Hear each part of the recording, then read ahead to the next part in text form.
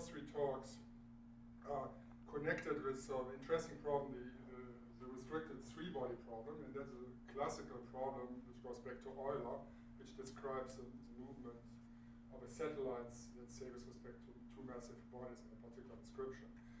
And that problem is actually used by astronomers, but also in the last 30 years for constructing, for making orbit designs for space missions in particular. One uses it to find certain segments of this journey. And what is interesting for a certain number of things is to know the structure of the orbit space. And now what is so fascinating is that recent advances in symplectic geometry and ongoing work in symplectic geometry, in fact, give some really new insight to this kind of problems and might allow ultimately to, when one, for example, does numerics, to look at very specific things in a different way and compute certain things which wouldn't cross your mind in order to get a better idea about the structure. And now, in order that symplectic geometry can be applied, at least the things which we have, more or less directly, one needs some hypothesis, something verified. Now, in pure mathematics, you can assume, let's assume this is true and then do something. Now, this is a concrete problem, so you cannot do this really. You have to verify that there are some properties. And the first talk is concerned with that these properties, which you need to throw actually really the serious development of the last 10 years of symplectic geometry on the problem, this allows it. And then Ed, the next talk will tell us from the other perspective, from the NASA perspective, what is of interest, what are the things you have to worry about, and what kind of problems are interesting. Okay, so contact the moon. Thank you very much. So, title of this talk is Contacting the Moon.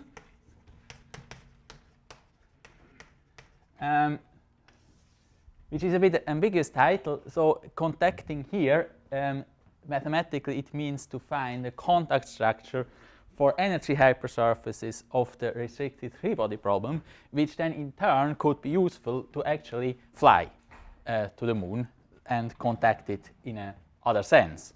So the problem we have is the planar circular restricted three-body problem.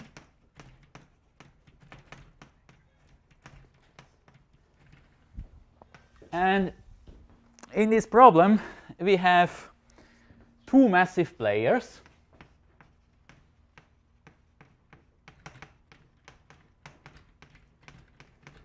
And I abbreviate them by E and moon and M. So E should remind you of the Earth, and M should remind you of the moon. And we have one massless player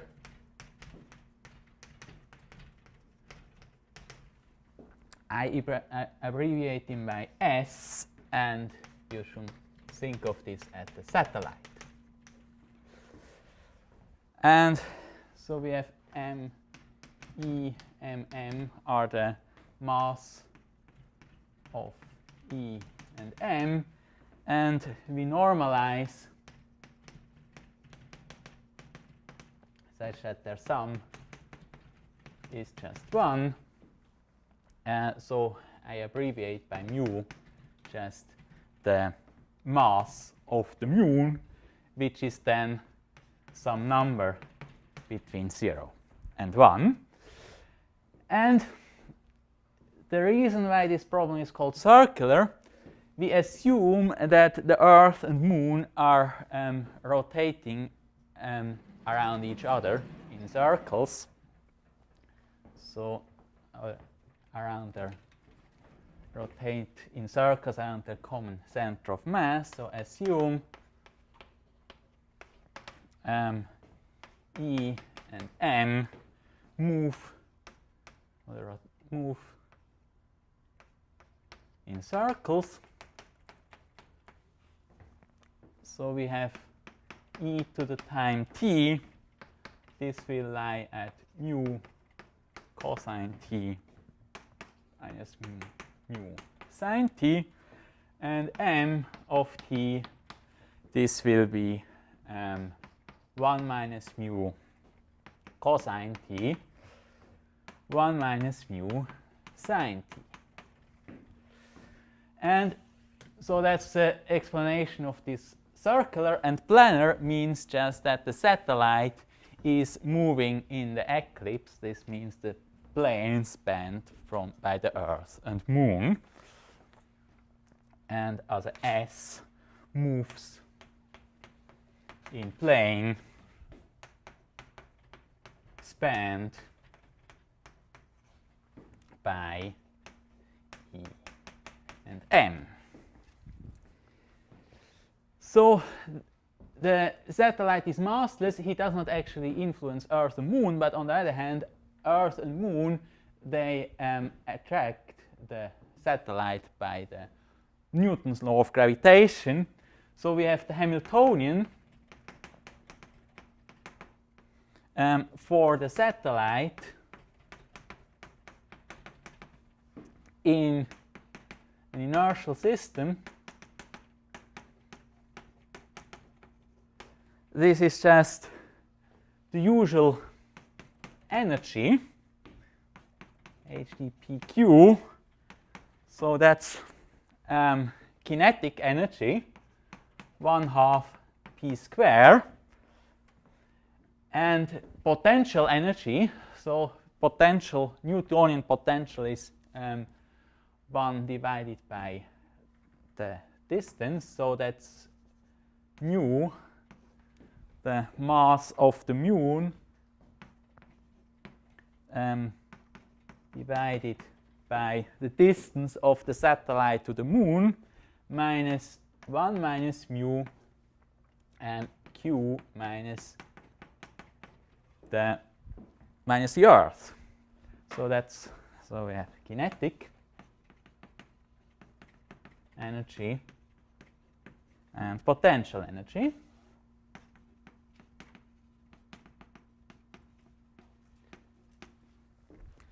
But so this Hamiltonian explicitly depends on time, since, as you see, the Earth and Moon are moving. So this potential is actually time dependent. So we have some time dependent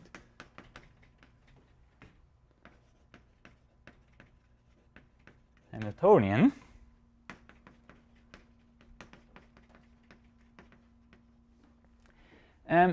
But instead of looking at this problem in inertial system, we can also look at it in a rotating coordinate system. So what happens if we go to rotating coordinate system?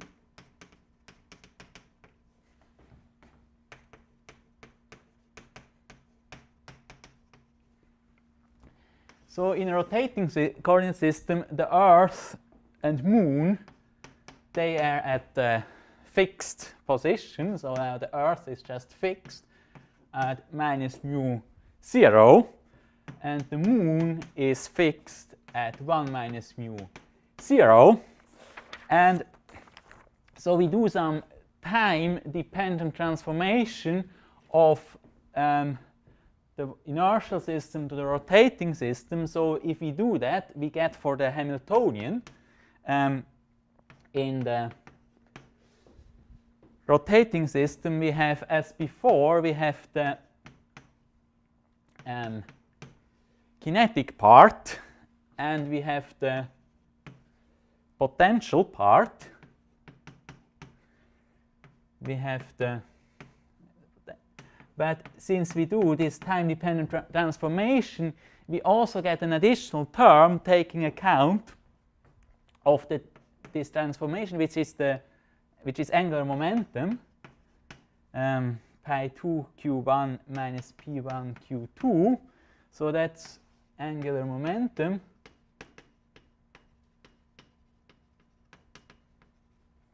And which you can think of as the moment map which generates the rotation.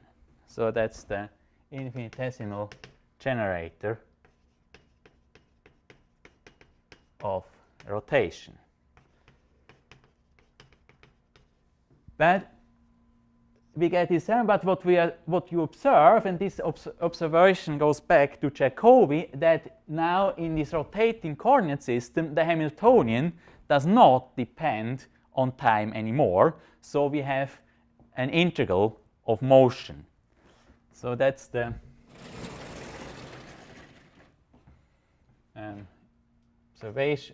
observation of Jacobi. So this H is time independent.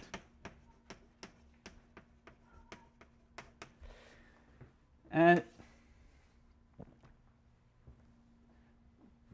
so let's do some mathematics. So if we complete the square of this Hamiltonian, so complete the squares, and maybe we can understand the meaning of these terms a bit better. So H, so let's get HPQ, this equals 1/2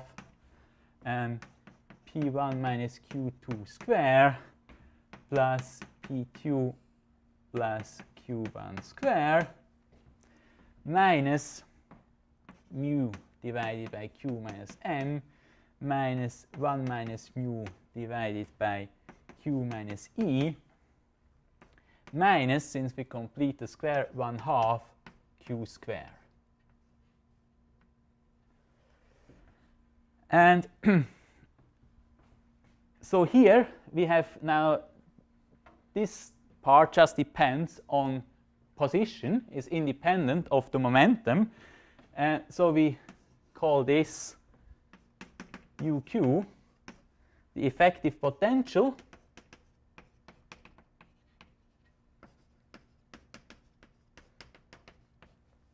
which consists just of the old potential, Newtonian potential, plus some additional term, and this term, this takes account of these centrifugal forces you observe in this rotating system. So this here, you can think, gives rise to the centrifugal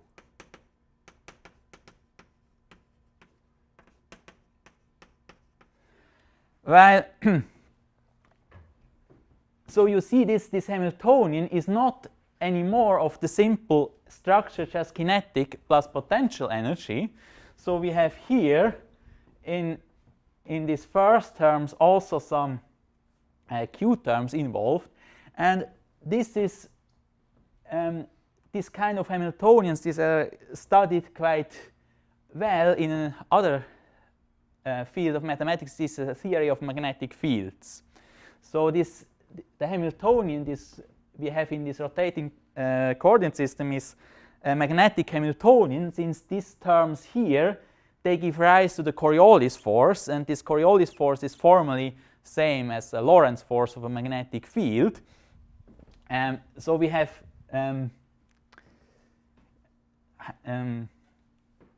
magnetic Hamiltonian consisting of kinetic energy, magnetic field plus potential. So this here, terms here, they give rise to the Coriolis force.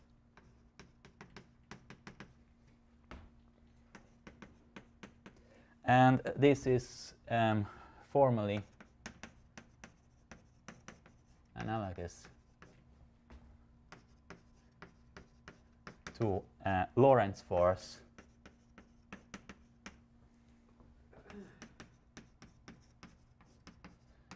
of a magnetic field. And this Coriolis force is actually where the thing which troubles us most, since, as you see in the title is contacting the moon. So the question is, are energy hypersurfaces of this Hamiltonian contact? And it's well known that if you have a mechanical Hamiltonian, just Hamiltonian, consisting of kinetic and potential energy, then energy hypersurfaces are always contact. But as soon as you switch on a magnetic field, the story gets quite involved. So there are examples of both sides. So there, for a magnetic Hamiltonian, the energy hypersurfaces might be contact, but might be also not contact. So there's so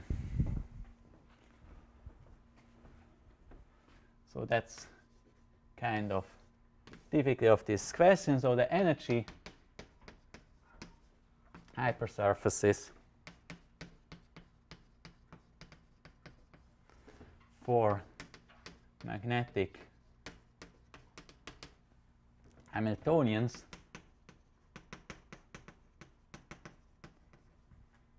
are sometimes contact, but sometimes not. Maybe you should define, I don't know if everybody knows, I mean, more than 50% do, but the answer is not contact means. I will. Okay. So, but even without him defining this, so this contact hypothesis is the key for applying global symplectic. yeah. So right. So I'll come to this. So at the moment, just note there is some difficulty coming from the Coriolis forces, and so let me give you some more facts.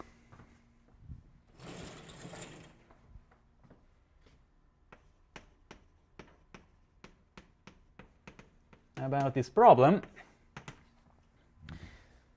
So first, what you see if you look at this Hamiltonian here, so we have critical point of this Hamiltonian. This is a Hamiltonian four-dimensional space, but they're in one-to-one correspondence with critical points of this effective potential, since these fiber terms are just quadratic, so I have a unique critical point.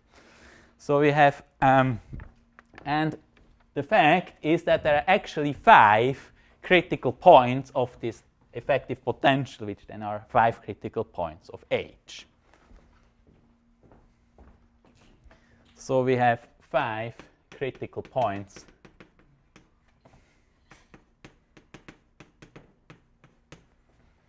U, and so they correspond to the 5 critical points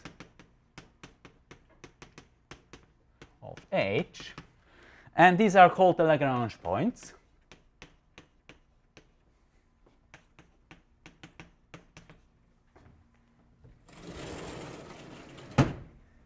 And if I draw them in their position, so here is the Earth, here is the Moon, and then 3 of them lie on the axis spanned by Earth and Moon. So we have, so the numbering is a bit ambiguous. I call this in between L1, then this here is L2, and here L3, and then we have also 2 other ones, L4 and L5, and so these L1, L2, L3, these are question? No. So L1, L2, L3, these are saddle points of the effective potential, and L4 and L5, these are maxima of the effective potential. So saddle points. And L4, L5, these are maxima.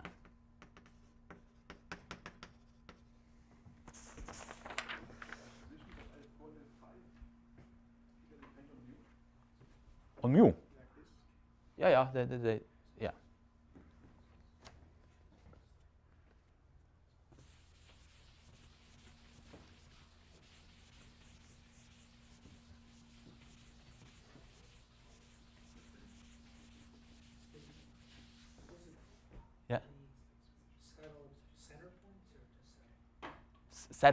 Saddle points. So no, if you think, I as critical point. So you have this effective potential. Yeah. Okay. So so now in this picture, I think of this Lagrange point as critical points of the effective potential. Yeah. Sometimes I will also think of them as critical points of H. So there is one-to-one correspondence. But just now we have a function on two-dimensional space, and so we have 3 critical points of index 1 and 2 critical points of index 2. Okay, so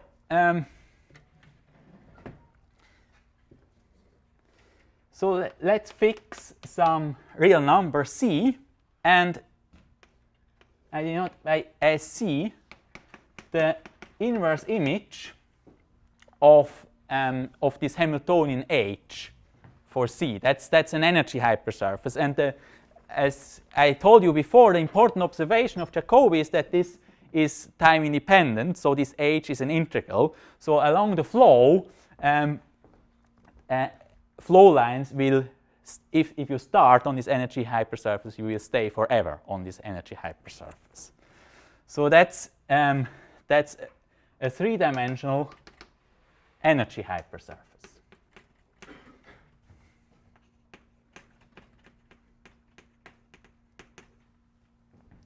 In R4. And so 3 dimension is already a bit hard to visualize. But what is easier to visualize is the shadow of this energy hypersurface on position space. So let's denote by pi the projection to position space. So I map QP is mapped to Q. That's the projection to position space.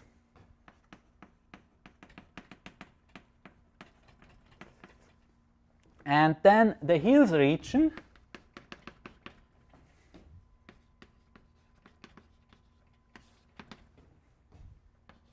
so this KC, that's just the shadow of this energy hypersurface in position space R2. And how does this Hills region look like? So if C is less than, now think of L1 as point in R4, then the action of H on L1 is smallest. And if C is less than the action of this L1, then this Hills region KC has 3 connected components.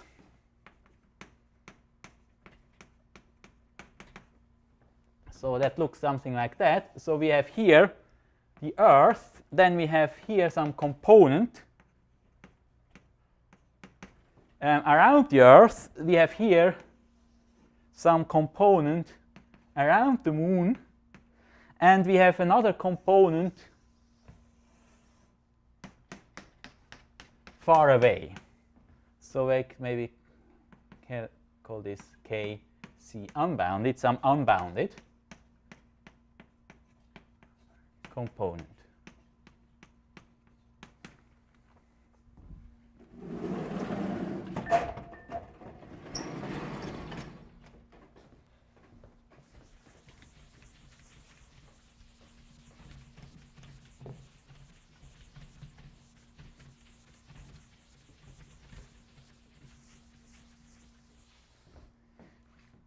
So the satellite is either close to the Earth, to the Moon, or far away. And there is no joy, it's impossible for the satellite, if it's in the Earth region, to move to the Moon region. Just its shadow cannot move already. So a consequence is there are no orbits from Earth region to Moon region.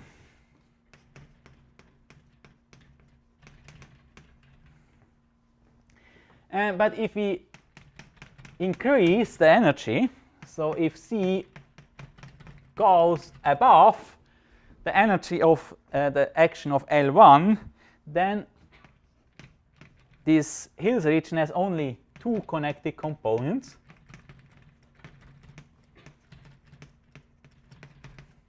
So it starts looking like that. So we have some neck opening from the Earth to the Moon. So here is this L1, and we have some K, C, E, M, and we have here some neck around L1, and we have still the unbounded component. And here now in principle the shadow at least doesn't forbid the satellite to move from the Earth region to the Moon region. Okay, so and then if you increase the energy, the more necks will open, and at the end you can actually travel wherever, as the shadow can be wherever you want. Okay, so let's go back to the problem of proving that this. So we want to prove that this problem is energy hypersurfaces are contact at least below this first critical value and slightly above. And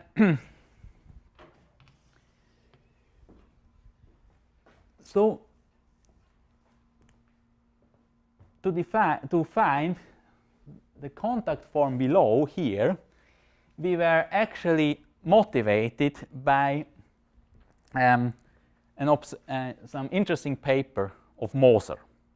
And that's, so this paper concerns just a two-body problem, just a Kepler problem, but it shows that the Kepler problem is can be embedded in the geodesic flow of the two-sphere. And the geodesic flow of the two-sphere is contact. So let me tell you a bit about this Moser regularization of the Kepler problem.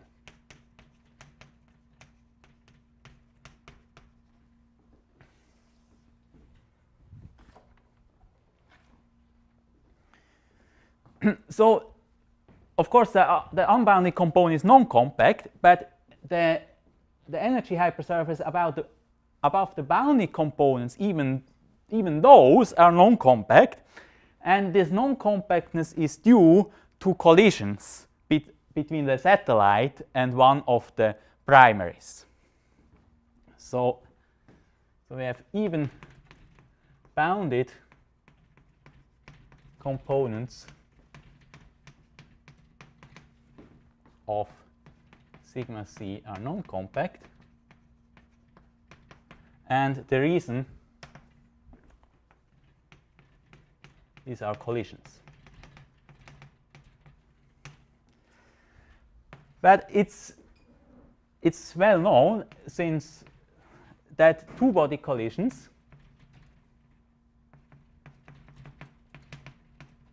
can be regularized or kind of blown up, and Moser has shown some very nice, so how this regularization of this collision in a Kepler problem gives rise to geodesic flow. And so the intuition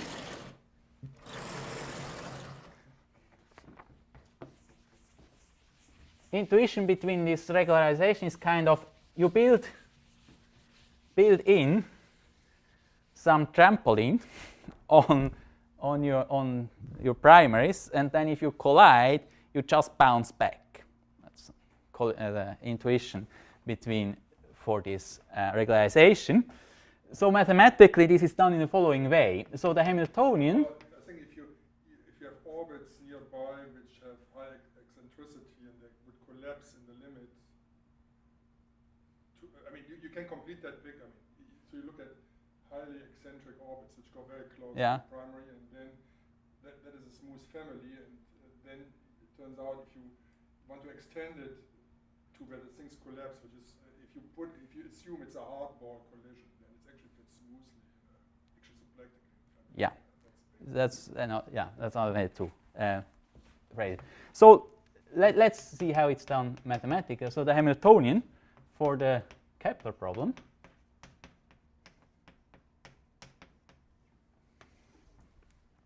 This is h pq, and this is 1/2 p square minus 1 over q, and for simplicity I would like to just look at energy 1/2. So I look at the energy hypersurface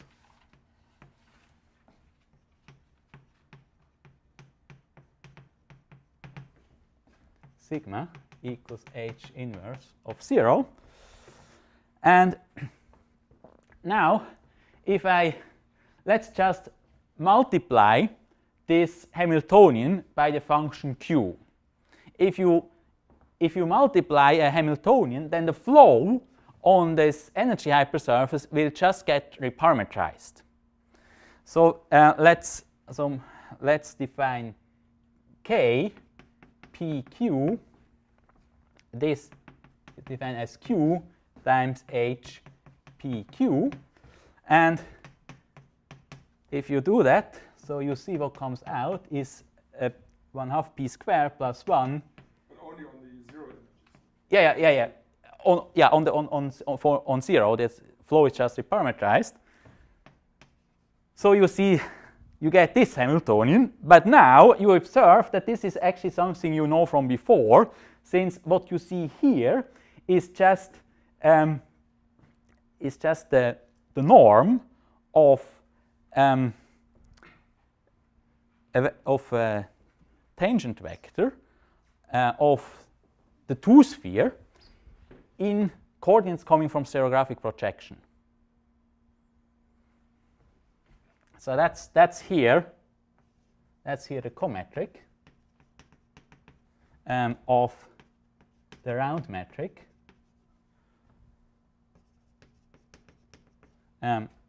of S2 after stereographic projection.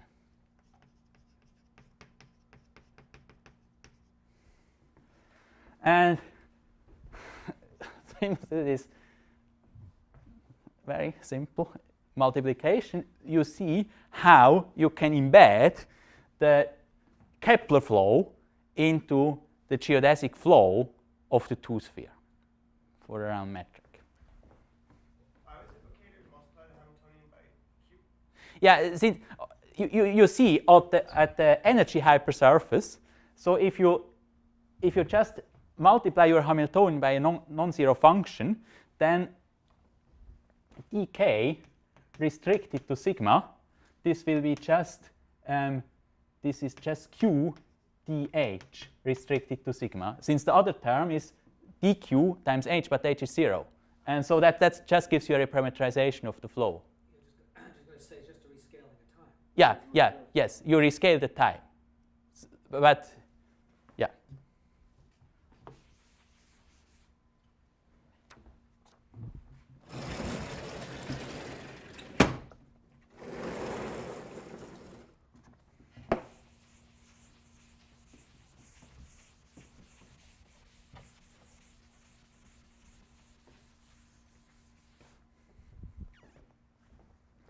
So that gives you that the regularized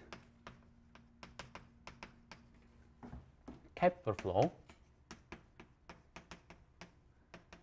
this at least embeds into the geodesic flow of S2. In particular, we understand now if we embed the Kepler flow in the geodesic flow, the geodesic flow, the energy hypersurface of geodesic flow, that's just the unit tangent bundle of S2. So to describe a geodesic, you have to find a point, a foot point on S2 and the direction where you go. So that's just precisely the unit tangent bundle of S2, which itself is diffeomorphic to RP3. So after regularization, these energy hypersurfaces of the Kepler problem just become RP3s. So we have, if we, by bar, the regularized energy hypersurface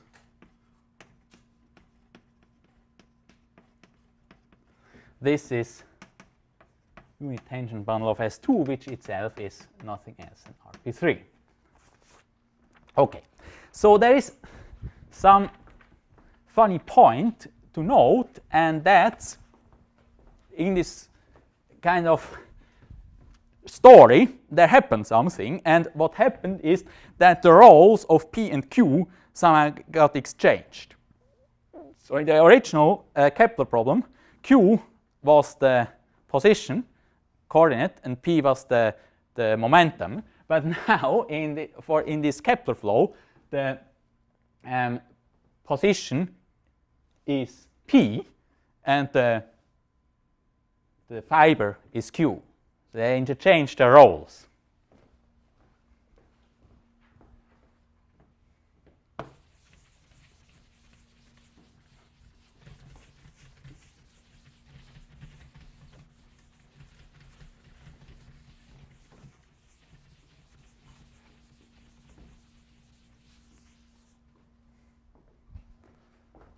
So confusing point.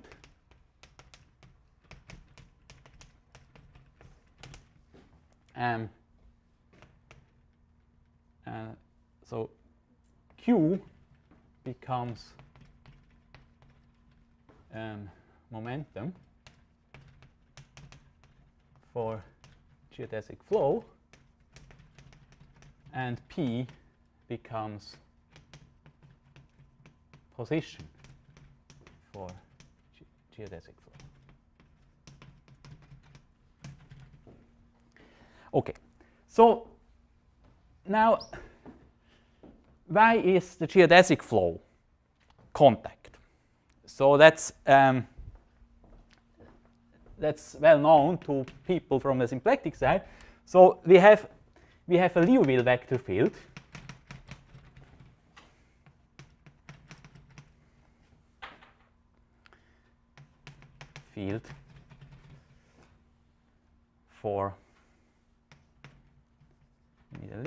for the Kepler problem.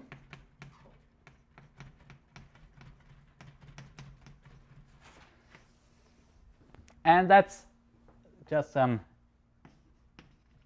general procedure.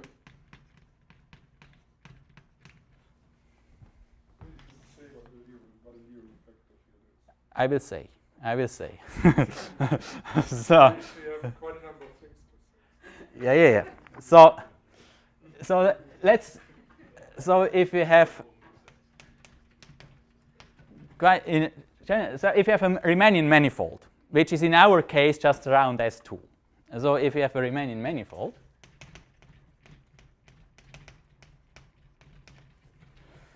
and we have the tangent bundle, the cotangent bundle of n.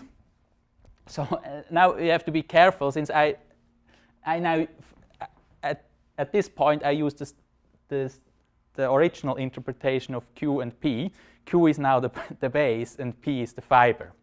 So we have to interchange them later. So we have QP here, and so the Hamiltonian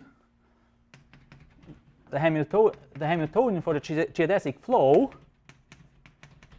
is just kinetic energy, HQP, just 1/2 p square of g of the norm, which the norm might depend on the base point. So that's the norm with respect to this metric, which depends on base point. Then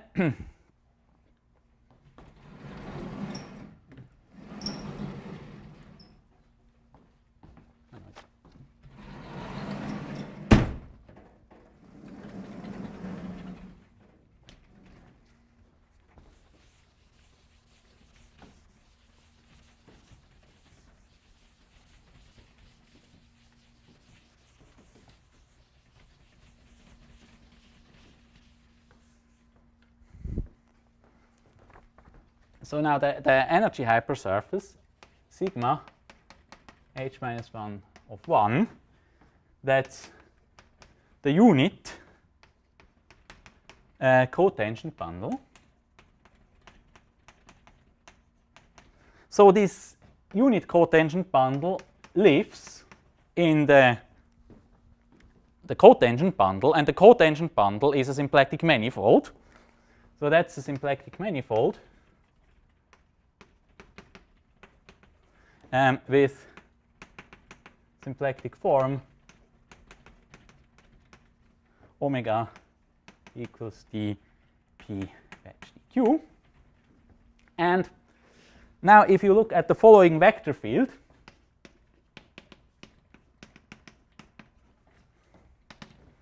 x equals p d to the dp on t star n, then this vector field has the following properties. So first, this x is a Liouville vector field, which means that if I have a symplectic 2 form, if I plug in a vector form in the 2 form, I get a 1 form, and if I have a 1 form, I can take exterior differential, I get the 2 form again, and I require that this is omega again. And moreover, that's just definition of Liouville vector field, and this Liouville vector field is transverse to the energy hypersurface. So so we have dH, if you apply the differential of h, if you plug in this vector field into dH and restrict it to sigma, you get something like p square of sigma, which is something like 2, and at least is positive. So you see that it never vanishes. So that means we write this as x this way. That means that this Liouville vector field is transverse to my energy hypersurface.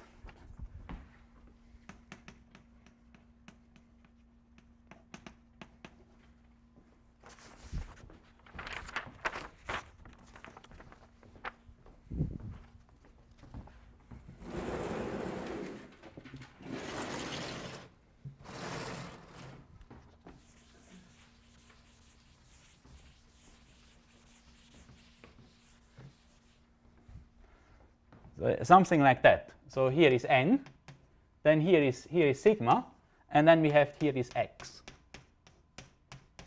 Liouville vector field. And now, if you have a Liouville vector field which is transverse, then we can define a contact form on our energy hypersurface. For that we don't need actually this cotangent bundle structure. So if we have here, we just need a symplectic manifold, and sigma a hypersurface, and x a vector field on M, which is Liouville. So it satisfies this condition, and in addition, it has to be transverse to sigma.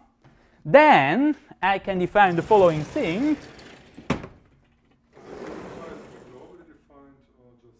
At least in the neighborhood. At least in the neighborhood defined. This is actually.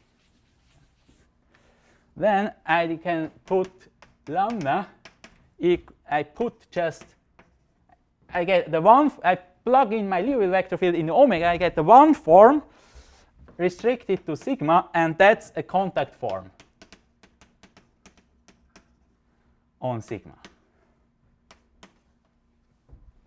And as Helmut pointed out, why are we interested in contact forms? So if you have a contact forms, we use them to show, for example, compactness of holomorphic curves, Gromov compactness of holomorphic curves, which then enables us to apply all kinds of theories like symplectic field theory, finite energy foliations, or various kind of Floer homologies. So to apply some modern technology to this problem, we should have some contact form. Okay, so now, after we understand what the contact form is, let's now go back to the restricted three-body problem. This was your definition of a contact form? Yeah, so you just need it locally, but this is how yeah. The contact form comes in. Yeah, everything comes from that. There are other definitions, but I only will use this definition. Yeah. The contact form, what's the symbol right above is that R sub x there? Contraction of omega. Ix omega. So I plug to this. So as I have a two form, I plug in a vector, so then I have only one entry left, so I'm left with a one form.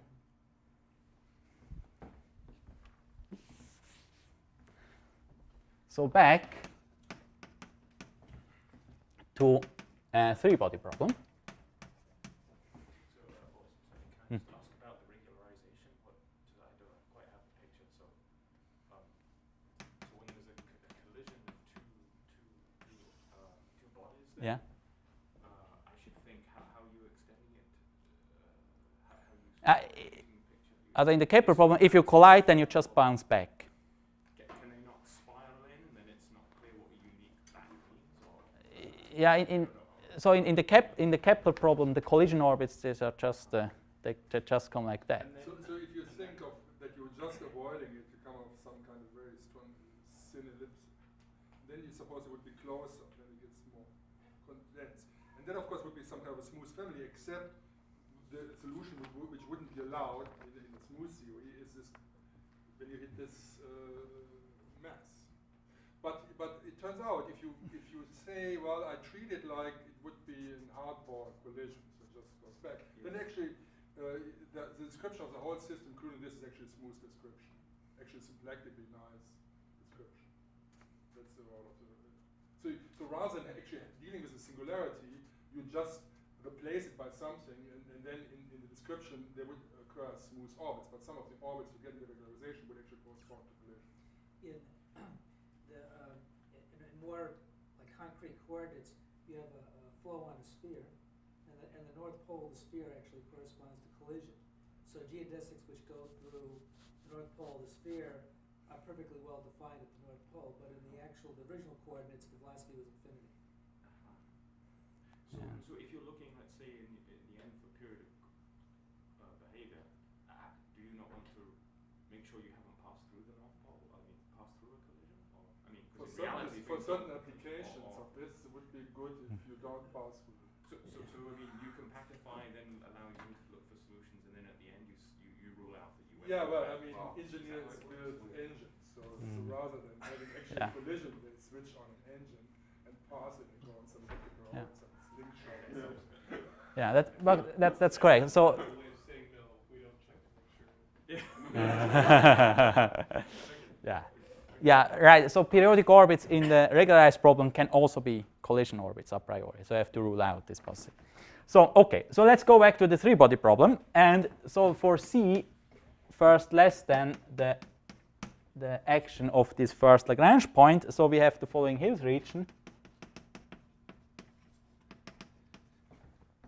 Is we have the two components, one around the Earth, one around the Moon, and the unbounded one. And let's define sigma c of m or e. This is just the component, the connected component of the energy hypersurface lying over one of these regions. The energy hypersurface also has three components: one around the Earth, one above the Moon, and one the unbounded one. And now, so we want to show that these two, not the unbounded one, not, but these two are contact.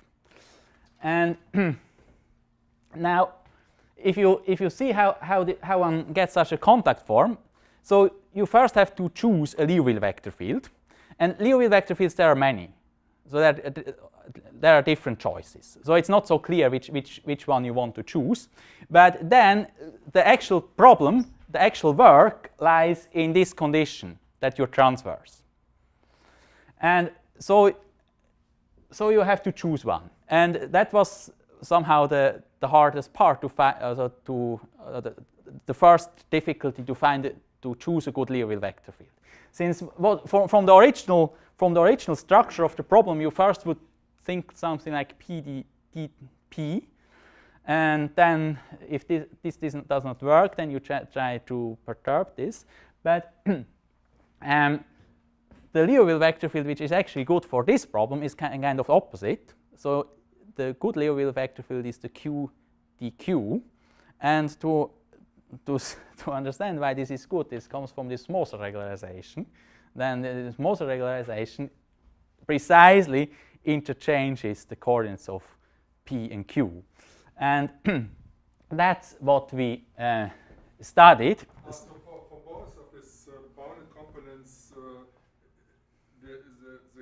this is one from the Kepler from the regularization from the T star S2 just in this coordinates works. Yeah. That's. But this was kind of frightening.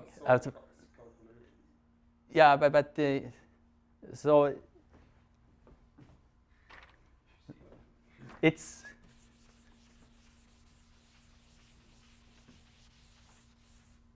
Sorry. So when you regularize, which sets what structure does the set of sort of regularized points has? For instance, what is it? Is it 1 point? Is it an S1? No, there. So in your Kepler problem, you can come from any direction and collide and go back. So you've got S1. S1, yeah. And then in the regularized problem, are they Legendrian? Yeah, they should. Yeah. The Kepler problems, collision problems are periodic orbits. They just do bounce all the time, so they're just geodesics on the well, They're not pole. Physical coordinates are just. What Helmut was saying is they're basically you take an ellipse, make it thinner and thinner and thinner until you end up with a line that just bounces off, and angle momentum is equal to 0. Okay. So okay. So first, as for the Kepler problem.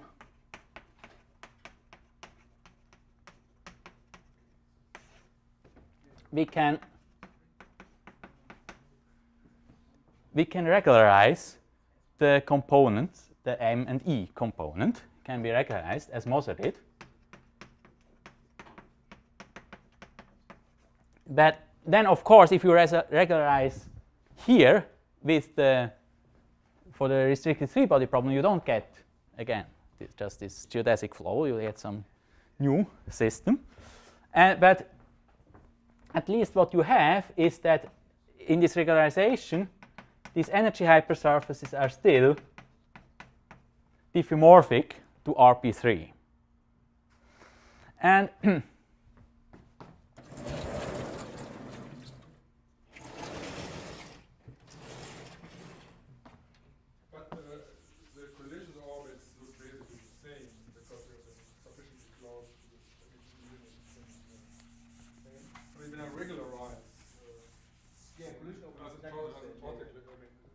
Yeah, right. Since if you're very close to one of the masses, you're and yeah.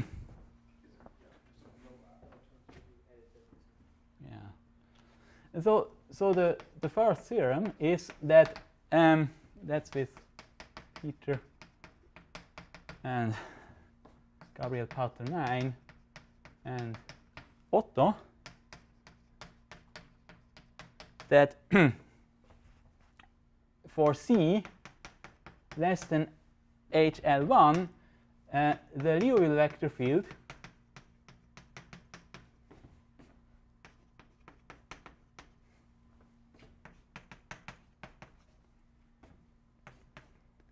let's call it M or E. So of course you have to switch to translate a bit, since the origin now has to be in one of the primaries. So you either translate your coordinate system to the moon or to the Earth, and then use d to the dq.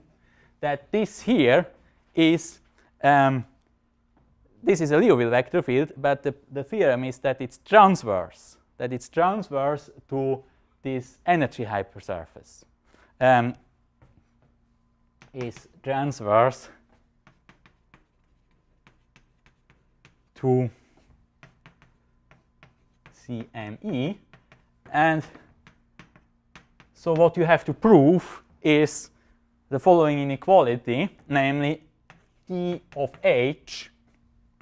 If you plug in these Liouville vector fields into the Hamiltonian and restrict it to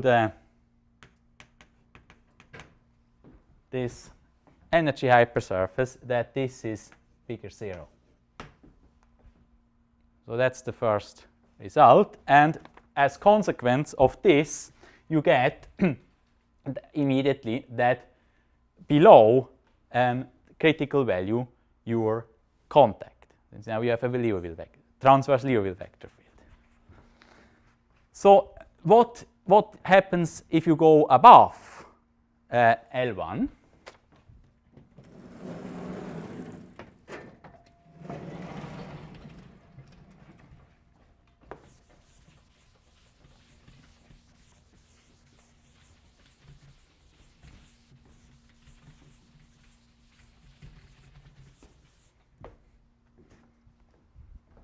So now HL1, also maybe above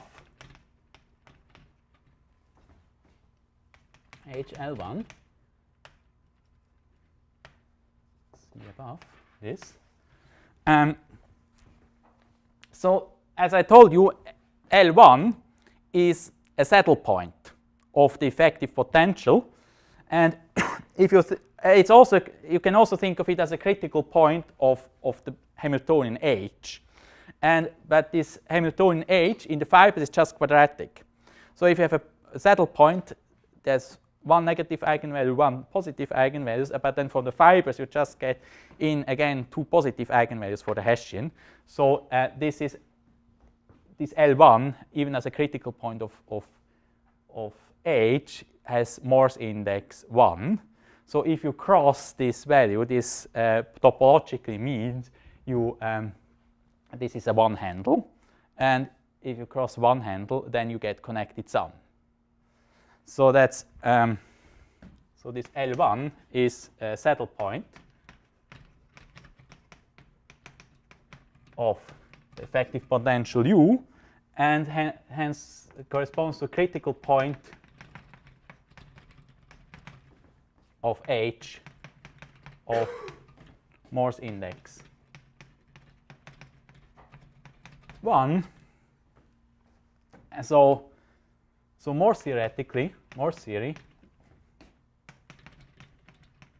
that just means attaching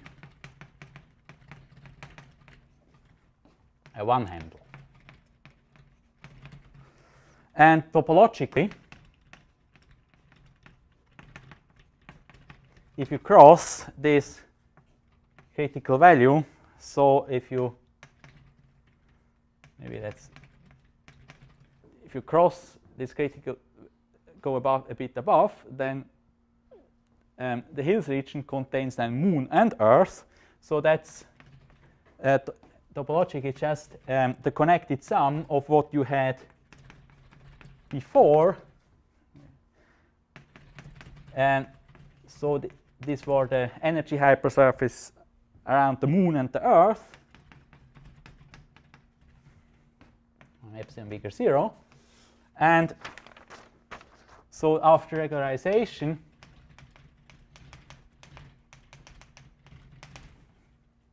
is sigma bar C M E, that's just a connected sum of RP3, RP3. And so there is a group of people who study contact topology. And the contact topologists, they like connected sums, since if they have here a contact manifold and here a contact manifold, and then they can construct a contact structure on the connected sum.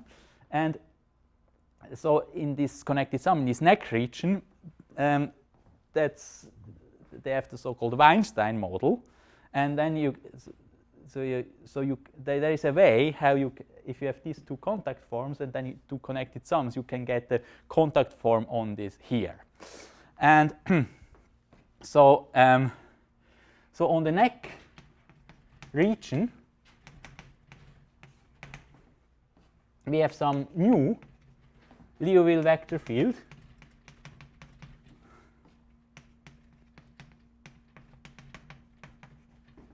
Call it XW, where W is Weinstein. So it's close to the Weinstein model of connected sum if you look at this neck region. So you have the following situation. So if this should be now a picture of this three-dimensional energy hypersurface. So around the Earth we have this XE, and then here we have this XW, and here we have XM. So we have these three Liouville vector fields. And then what we do is we have to do some careful interpolation, so on this region here, to get out of these three Liouville vector fields, actually a global Liouville vector field. And so after some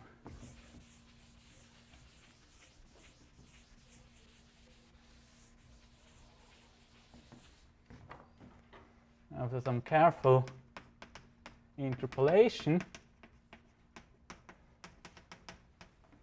we get the following theorem again, that there exists epsilon bigger 0. We don't know much about this epsilon. We just know by contradiction that such an epsilon has to exist, such that if HL1, if the C lies epsilon above this critical value, then sigma bar Cm connected sum E is contact.